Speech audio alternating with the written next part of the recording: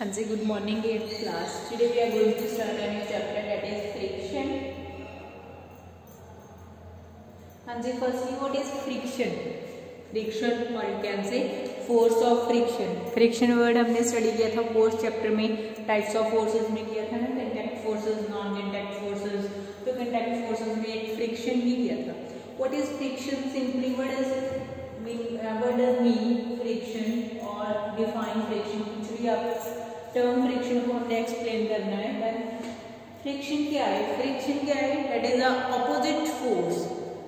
opposite force of motion, or you can say any force that oppose the motion of an object. We call that friction.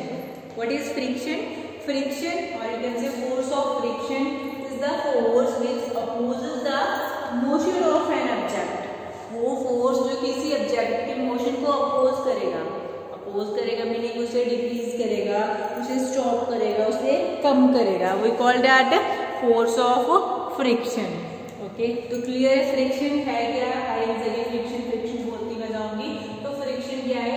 That is the force which oppose the motion of an object. हाँ जी, basically friction की कुछ examples दिए हैं इधर. Friction क्या है? Friction always acts between the object and the surface, either between the two objects और either between one object and one surface. The surface that is in contact with the object, उस surface पे act करेगा जो उस object के क्या है? Contact में है. या तो टू ऑब्जेक्ट्स कांटेक्ट होगी, इन कांटेक्ट होगी तो क्या है? फोर्स ऑफ फ्रिक्शन होगा. नहीं तो वन सरफेस और वन ऑब्जेक्ट क्या है? जब एक दूसरे के कांटेक्ट में आती है, कांटेक्ट में आने के बाद वहां पे क्या है? जो फोर्स ऑपोजिट फोर्स है, that is opposite to the motion of an object, जो फोर्स एक्ट करेगा we call that friction. Okay, तो फ्रिक्शन की एक एग्जांपल दी हुई है सामने आपको. एक वाई साइकिल पे एक बॉय दिख रहा है. तो suppose if you are running a bicycle और आपने एकदम से क्या किया? जो पैडल चलाते हो ना, आप पैडलिंग करनी बंद कर दी उसकी. जैसे आप उसकी पैडलिंग करनी बंद करोगे तो धीरे धीरे क्या होगा? जो आपका वाई साइकिल है वो क्या है? धीरे धीरे क्या हो जाएगा? स्लो होना स्टार्ट करेगा. जब आपने पैडलिंग से पैर उठा लिए, पैडलिंग करनी बंद कर दी, देन स्लोली क्या हो जाएगा? वाई साइकिल का मोशन क्या हो जाएगा? स्लो होता जाएगा and at last it comes to stop. उसके बाद से क्या हो जाएगा? स्टॉप हो जाएगा. जब हमने पैडलिंग नहीं की तो वाई साइकिल क्या स्टॉप हो जाएगा. तो इसे स्टॉप करने में कौन सा फोर्स स्टॉप कर रहा है? फ्रिक्शन. क्योंकि जो रोड और जो टायर था, सरफेस था रोड और जो टायर था, इन दोनों के क्या है? इन बिटवीन जो बाईसाइकिल का मोशन था उसके ऑपोजिट एक फोर्स लग रहा था. वो क्या था? फ्रिक्शन था. किसने? व्हील में और रोड में. जो बाईसाइकिल का व्हील था और क्या है? रोड था, दोनों में ऑपोजिट फोर्स लग रहा था. जैसे हमने अपनी ओर से पैडलिंग बंद की तो फ्रिक्शन ज्यादा हो गई और उसने मोशन को क्या कर दिया? स्लो कर दिया और धीरे धीरे उस मोशन को क्या कर दिया?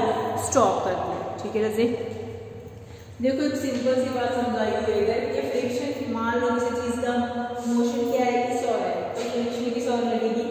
इस ओर लगेगी, मीनिंग ऑपोजिट लगेगी. जो उसका मोशन है उसके क्या होगी? ऑपोजिट एक्ट करेगा फ्रिक्शन का फोर्स. क्लियर है? वैसे इन्होंने एग्जांपल्स में मीनिंग ही एक्सप्लेन किया है कि फ्रिक्शन क्या होती है. That is acts the force which acts opposite to the motion of object. वो फोर्स जो ऑपोजिट एक्ट करेगा, किसके opposite? Motion of the object. Next है फैक्टर्स अफेक्टिंग द फ्रिक्शन. अब कौन कौन से फैक्टर्स हैं जो ऐसे फोर्स को इफेक्ट करते हैं? तो फैक्टर्स फर्स्टली हमारे पास क्या आ जाएगा? फर्स्ट फैक्टर क्या आ जाएगा? Nature of the surfaces that are in contact. जो टू सरफेस, ऑब्जेक्ट का सरफेस और या तो किसी रोड का सरफेस, या दोनों ऑब्जेक्ट्स होंगी जो इन कांटेक्ट होगी, जो उनके सरफेस है उनका नेचर कैसा है? नेचर भी नहीं करेगा तो क्या होंगे? स्मूथ. और सेकेंडली हमारे पास क्या होंगे? रफ. इन दोनों में से उनका नेचर कौन सा है? आइदर वो सरफेस क्या है? स्मूथ है, आइदर वो सरफेस क्या है? रफ है. क्लियर? देन फर्स्ट फैक्टर क्या होगा? Nature of surface. Either surface is rough और surface is smooth, either rough और स्मूथ. सेकंड क्या है? How hard the surface press together. Friction is less on a smooth surface. Second thing क्या है कि किसी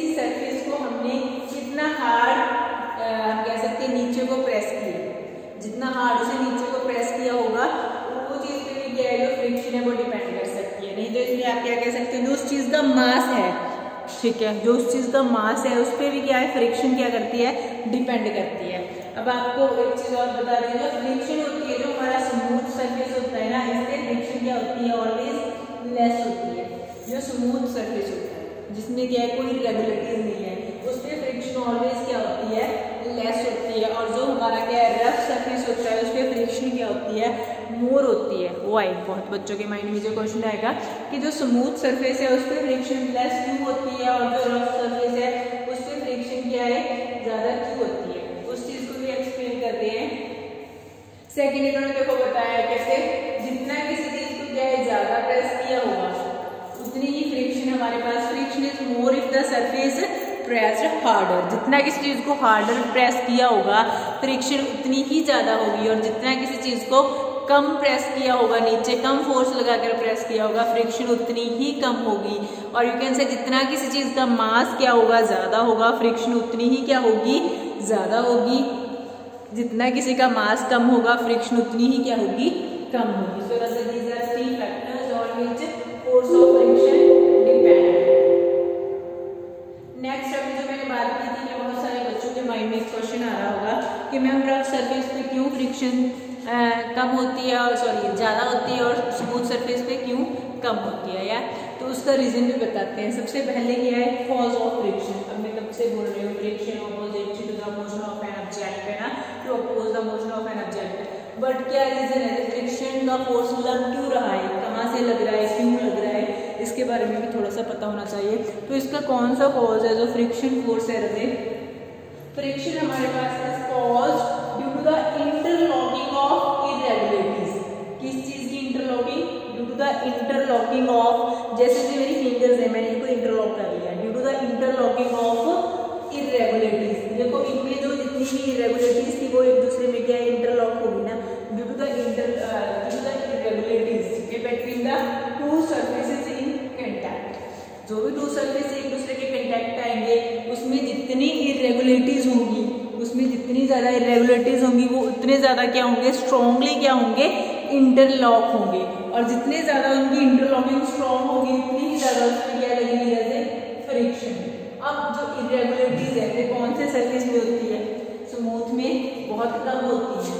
स्मूथ सरफेस में क्या है हमारे पास बहुत कम इरेगुलरिटीज होती हैं, लेकिन जो हमारा रफ सरफेस होता है उसमें बहुत इरेगुलरिटीज होती हैं।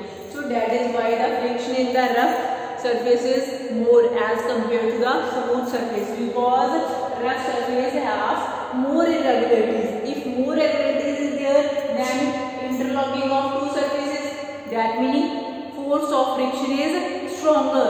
That force opposes the motion of an object. So जैसे इन्होंने जो एक्सप्लेन किया वो भी एक बार देख लेते हैं। डायग्राम को ध्यान से देखिए। These are the two surfaces that are in contact. Surface A और B दोनों एक दूसरे के कंटेक्ट में है, ठीक है। अब नीचे क्या है, थोड़ा सा इमेज को यूम किया हुआ है, जहाँ पे क्या है, this is surface A, this is surface B। जैसे दीज आर द इरेगुलरिटीज। जो इरेगुलरिटीज हैं वो जैसे एक दूसरे में ऐसे इंटरलॉक होगी, तो जो सरफेस है A है उसे क्या है हमें मूव करवाना उतना हार्डर हो जाएगा। Why, because friction occurs. Friction क्या करेगी, oppose the motion. So clear, interlockings क्या होती है, क्या है हमारे पास क्या है, इंटरलॉकिंग्स क्या है, जो इरेगुलरिटीज है that is the main cause of the friction. This is one and only cause of the friction.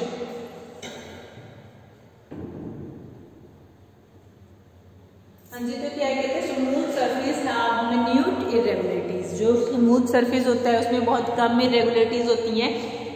Then rough surface आप larger irregularities, meaning rough surface होगा उतनी लार्ज क्या होगी, इरेगुलरिटीज होगी बिटवीन द टू सरफेस। तो force of friction कहाँ पे मोर होगा, as more in case of surfaces are rough. If surfaces are rough then force of friction is more. Clear. जैसे आपको एक एग्जांपल और दे रही हूँ, आपने एक बाईसाइकिल किया है जो सैंड है, सैंड पे चलाना है, वो थोड़ा सा मुश्किल होगा, ठीक है, इरेगुलर होती है। लेकिन जो आप रोड पे चला रहे हो वो थोड़ा सा इजी होता है आपके लिए बाईसाइकिल रन करना। Clear. So this is all about the nature of the surface, कि किस पे फोर्स कैसे लग रहा है। हाँ जी, नेक्स्ट हमारे पास क्या आ गया है, टाइप्स ऑफ फ्रिक्शन। अब जो फ्रिक्शन का फोर्स है इसकी कौन कौन सी टाइप्स हैं वो देखते हैं। There are 3 types of the friction. कितनी टाइप्स हैं? 3। First is static friction, second is sliding friction and the third one is rolling friction. Clear? कितनी टाइप्स होगी? 3 टाइप्स। कौन कौन सी? First is static friction, second one is sliding friction, third one is rolling friction. First one is static. Static meaning क्या होता है? तो static है मीनिंग रेस्ट पे है, मीनिंग रेस्ट पे। स्लाइडिंग आपको क्लियर है, जो स्लाइड करती है, स्लाइडिंग तो पता है ना, और रोलिंग भी पता है, जो चीज घूम कर जाती है, रोल कर जाती है। लेट्स सी कि क्या है स्टैटिक फ्रिक्शन, स्लाइडिंग फ्रिक्शन और यू कैन से रोलिंग फ्रिक्शन। तो रजे हमारे पास सबसे फर्स्ट वर्ड जो आ गया स्टैटिक फ्रिक्शन। क्या होता है? Static friction is the friction exerted on an object at rest. The force of friction that exerted on a object when that object is on rest. जब कोई ऑब्जेक्ट रेस्ट पे होती है, जो फोर्स उस पे फ्रिक्शन फोर्स उस पे एक्सर्ट होता है उसे हम क्या बोलते हैं? Static friction. जैसे इसकी एग्जांपल एक सीधी सी एग्जांपल है, इधर कोई चेयर पड़ी है, वो पड़ी है ना, जब तक मैं उसे मतलब एकदम से अपना फोर्स लगाऊंगी, वो एकदम से क्या है मूवमेंट स्टार्ट नहीं करेगी। मीनिंग जो उसकी रेस्ट थी, जो उसकी रेस्ट पे फोर्स लग रही थी फ्रिक्शन की, जो मोशन को अपोज कर रही थी, तभी तो वो चेयर चल कर नहीं, इधर उधर नहीं हो रही ना चलकर, क्यों? क्योंकि उस पर पहले फ्रिक्शन लगी हुई थी। तो जो उसकी स्टार्टिंग में, जो उसकी रेस्ट की केस में उस पर क्या है फोर्स एक्सर्ट हो रहा है, ठीक है, उसे हम फ्रिक्शन फोर्स एक्सर्ट हो रहा है, उसे हम क्या बोलेंगे? Static friction. जो किसी चीज की रेस्ट फेज पे हो रहा है, अभी हमने उसे फोर्स लगाना स्टार्ट कर दिया, लेकिन उसने अभी मूवमेंट स्टार्ट नहीं की, जो उसकी रेस्ट स्टेज पे फोर्स एक्सर्ट हो रहा है वो क्या है? स्टैटिक फोर्स होता है। ठीक है रजे?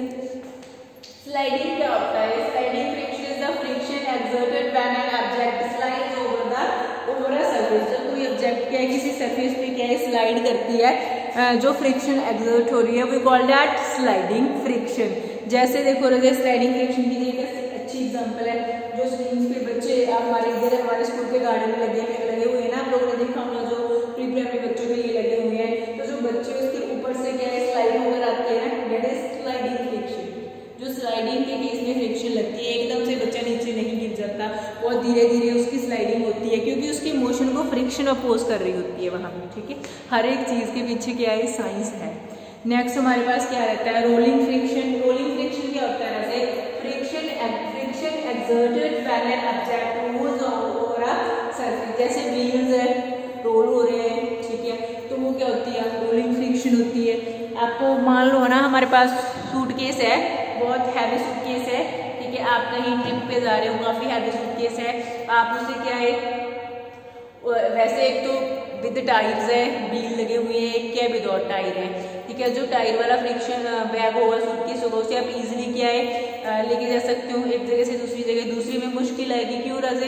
क्योंकि जो चीज़ रोलिंग फ्रिक्शन होती है ना, वो मतलब जब वो कोई चीज़ रोल करके जाती है तो वो सिंपल केस से क्या होता है, थोड़ा कम होता है, तो आप उसे ईजिली क्या है रोल करके लेके जा सकते हो। जैसे थर्ड डायग्राम में रोलिंग फ्रिक्शन दिखाया है ना, कोई चीज़ रोल होकर आ रही है, देखो नीचे रजे दिया हुआ है कि जो स्लाइडिंग फ्रिक्शन होती है वो ऑलवेज लेस होती है किससे? स्टैटिक फ्रिक्शन से। यह बात याद रखना, जो स्लाइडिंग फ्रिक्शन है that is always less than static friction. Sliding friction में क्या है कि इसमें लेस होती है as compare to the static friction. और जो रोलिंग फ्रिक्शन होती है वो क्या है, स्लाइडिंग फ्रिक्शन और स्टैटिक फ्रिक्शन दोनों से लेस होती है। इसीलिए मैंने आपको कहा था ना कि जब टायर्स लगे होते हैं आप इजीली किसी भी सूटकेस को एक जगह से दूसरी जगह ले जा सकते हो। क्यों? क्योंकि ये फ्रिक्शन कम होती है ना।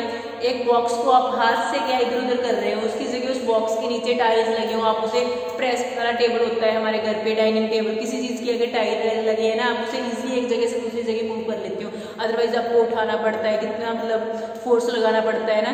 तो क्या है, मतलब जो फ्रिक्शन है रोलिंग फ्रिक्शन सबसे कम होती है। उसके बाद कौन सी होती है Radhe? Static friction.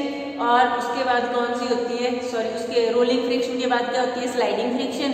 Sliding friction के बाद क्या आ जाती है हमारे पास? स्टैटिक। मीनिंग सबसे ज्यादा कौन सी फ्रिक्शन होती है? Static friction. फिर कौन सी होती है कम, उससे स्लाइडिंग फ्रिक्शन। और सबसे कम क्या होती है? Rolling friction. Okay, so these are the 3 types of the friction. First हमने क्या किया? स्टैटिक फ्रिक्शन जो एट रेस्ट, एंड सेकंड हमने क्या किया? Sliding friction. When an object slides over an surface, and third हमने क्या किया, rolling friction when an object rolls over a surface. Okay, the next one is friction is sometimes useful. We mostly say friction is friend as well as foe. Friend क्या होता है, जो हमारा दोस्त होता है, जिसके में बेनिफिट्स होते हैं. कोई क्या होता है, जिसके हार्मफुल इफेक्ट्स होते हैं, जो हमारा मतलब दुश्मन लगा लो होता है. तो फ्रिक्शन के दोनों ही हैं, भी बेनिफिशियल इफेक्ट्स भी हैं, यूजफुल भी है, और कुछ किसके क्या है, सैड जो हम कह सकते हैं मतलब हमारे लिए एज अ फोe एक्ट कर रहे हैं. कुछ पॉइंट जो हमारे लिए क्या है, नुकसान कर रहे हैं. तो दोनों ही हम डिस्कस करते हैं. फर्स्ट हमारे पास क्या है, फ्रिक्शन एज अ यूजफुल. ठीक है, फर्स्ट क्या है, friction is useful for many of our daily activities. जो हमारी डेली एक्टिविटीज रूटीन होता है, उसके लिए फ्रिक्शन क्या होती है, यूजफुल होती है. कैसे यूजफुल होती है, फर्स्टली क्या है, कहते हैं it is possible to hold a tumbler due to the friction between the hand and tumbler. कोई भी ग्लास हम हाथ में पकड़ते हैं ना, हम हाथ में कैसे पकड़ लेते हैं, वो ग्लास नीचे क्यों नहीं गिरता. जैसे हम हाथ में ग्लास पकड़ते हैं तो वो नीचे क्यों नहीं गिरता, just because of the friction. क्यों, क्योंकि फ्रिक्शन जो उसका नीचे की ओर मोशन है उसे क्या कर रही है, अपोज कर रही है ना, फ्रिक्शन.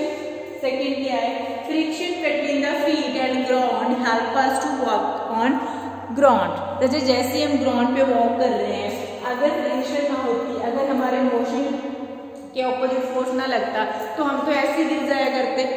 जैसे बनाना व्हील होती है ना, बनाना व्हील पे जैसे ही आपका क्या है, पैर आप रखते हो तो आप फटाफट से क्या गिर जाते हो. सेम कंडीशन होती ना, तो कैसे हम वॉक कर रहे हैं, just because of the friction. तो इसमें कौन क्या है, हमारी हेल्प कर रहा है, फ्रिक्शन हेल्प कर रहा है. नेक्स्ट हमारे पास क्या है, it is possible to write with the pen और pencil on a paper due to the friction.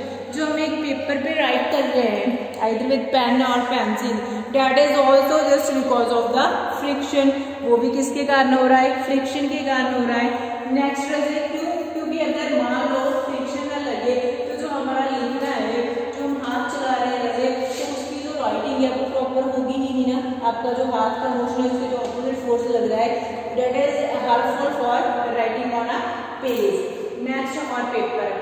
Next क्या है, it is possible to write on a black board due to the friction between the chalk and black board. Same condition है, जैसे like paper पे हमें चाहिए था, same ही हमारे पास क्या है, जो ब्लैक बोर्ड पे जैसे हम चॉक और मार्कर से राइट कर रहे हैं, here also friction helpful. Next हमारे पास क्या है, friction between the tyres and the road helps automobiles to move on road. जितने भी व्हीकल्स, जितने भी ऑटोमोबाइल्स रोड पे मूव कर रहे हैं, that is the friction between the tyre and road. क्या है, इसमें हेल्प कर रही है, किस चीज में, मूवमेंट में, व्हीकल्स की प्रॉपर मूवमेंट में जो फ्रिक्शन है that plays an important role. Next क्या है, friction between the bricks help in the construction of buildings. अगर ब्रिक्स में फ्रिक्शन ना होती तो कंस्ट्रक्शन कैसे होती बिल्डिंग्स की. देखो हर एक चीज में कहीं ना कहीं फ्रिक्शन अपना एक रोल प्ले कर रही है. हम चलते कैसे, ऑटोमोबाइल्स कैसे चलते, हम लिखते कैसे. If there is no friction force then there are too many problems for us. The survival of our life is possible. जितनी भी एक्टिविटीज हमारी डेली लाइफ की हैं वो क्या है, फ्रिक्शन पे डिपेंड हो रही है. Then meaning friction is important for us. So these are some useful points और you can say some advantages of the friction. कई बार क्वेश्चन आ जाता है पेपर में, फ्रिक्शन की जो एडवांटेज है हमारे पास क्या है. ठीक है, तो इसमें क्या है, नेक्स्ट हमारे पास एडवांटेज के बाद इसके कुछ हार्मफुल इफेक्ट्स थे. टाइम काफी हो गया क्लास का, we will discuss that in next class. Okay रजे, थैंक यू.